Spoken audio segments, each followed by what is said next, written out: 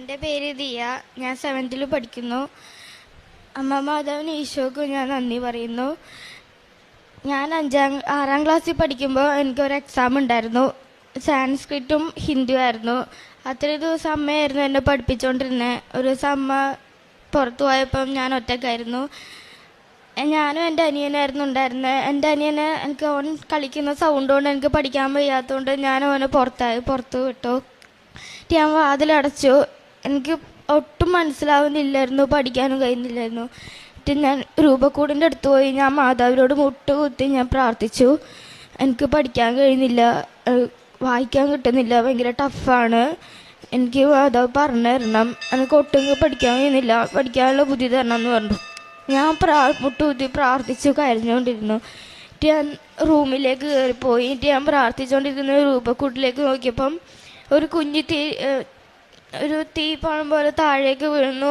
അപ്പം ഞാൻ അങ്ങോട്ട് ഓടിച്ചേർന്നു. അപ്പോഴത്തേക്ക് മാതാവ് അവിടെ നിൽക്കുന്നതാണ് കണ്ടുകൊണ്ടിരുന്നത്. മാതാവ് എന്നിട്ട് ഞാൻ മുട്ടുകുത്തി അവിടെ നിന്നു. മാതാവ് എൻ്റെ തലയിൽ തൊട്ട് എന്നെ അനുഗ്രഹിച്ചു. എൻ്റെ തല ഫുള്ള് മാതാവിൻ്റെ കൈയായിരുന്നു. ഭയങ്കര തണുപ്പൊക്കെ ആയിരുന്നു. എനിക്ക് കയ്യും കാലൊക്കെ വിറത്ത് തണുത്തിരിക്കുമായിരുന്നു. അപ്പോഴത്തേക്ക് ഞാൻ ഓടിപ്പോയി. അപ്പോഴത്തേക്ക് മാതാവ് അവിടെ നിന്ന് പോയായിരുന്നു. ഞാൻ വേഗം വാതിൽ തുറന്നു എൻ്റെ അനിയന് ഞാൻ പറഞ്ഞു. എൻ്റെ അനിയന് വേഗം പേടിച്ചു പോയി. പിന്നെ അമ്മേനെ വിളിച്ചു. അമ്മ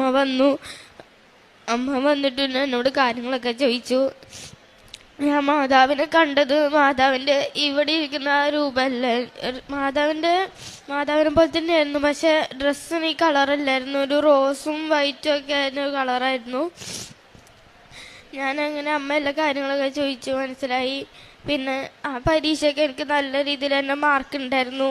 25-ൽ 25, 24 അങ്ങനെയായിരുന്നു. സംസാൻസ്ക്രിറ്റിലും ഹിന്ദി